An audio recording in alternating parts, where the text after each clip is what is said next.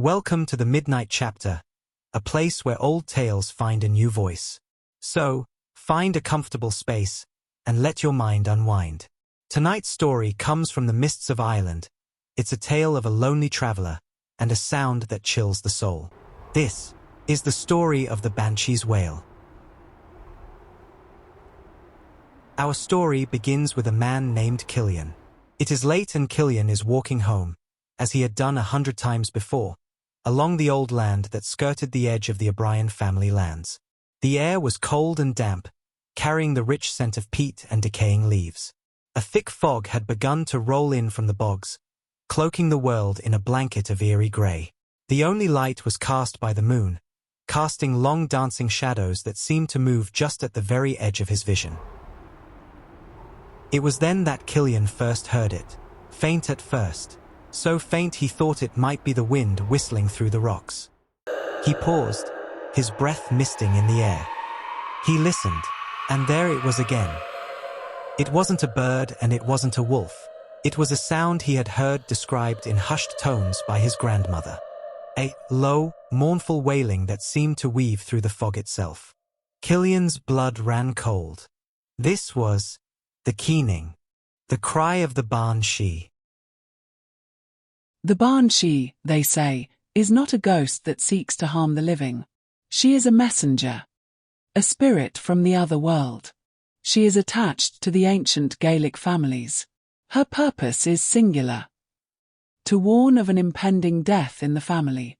Her cry, a heartbreaking sound of sorrow and loss, is a lament for the soul about to depart this world.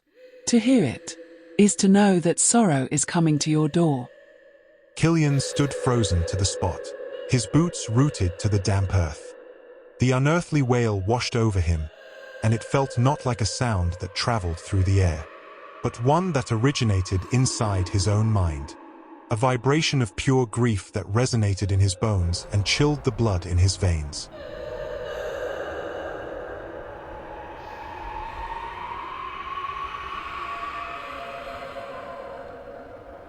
His eyes, wide and straining, scanned the impenetrable grey curtain of fog.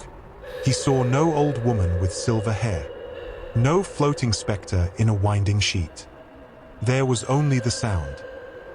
A heartbreaking lament that seemed to weep for every loss the world had ever known. It was a sound that spoke of ancient sorrows, of empty chairs by cold hearths, and of final, parting breaths.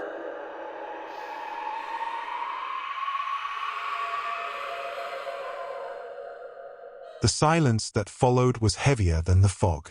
He knew, with a certainty that settled deep into his bones, what it meant. He began to run, his heart pounding a frantic rhythm against his ribs. The spell was broken. A surge of adrenaline, cold and sharp, coursed through him.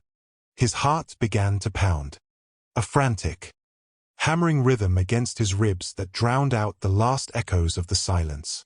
Cillian turned, and without another thought for the dark lane or the clinging mist, he began to run, his feet pounding on the rough pathway, the sound of his feet echoing the pounding of his racing heart.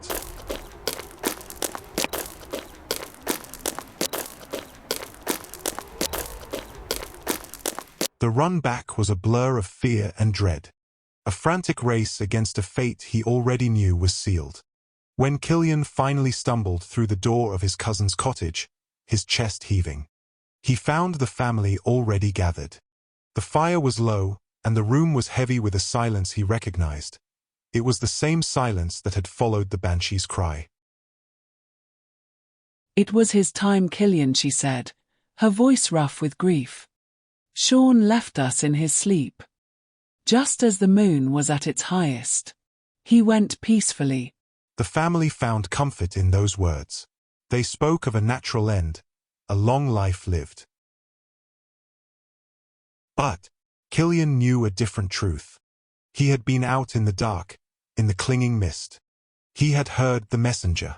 The Banshee's wail was not a curse. It was a final, loving lament from the otherworld, a thread of sorrow woven from the veil between life and death, sung for the soul of Sean O'Brien. It was a sound he would carry with him forever, a reminder that some truths are not seen but heard in the heart. Thank you for sharing this midnight hour. May the echoes of old tales bring you peace, and may your own path be lit by gentle dreams. Until next time, if you have enjoyed your time with us at Midnight Chapter, please consider subscribing and joining us again for our next tale.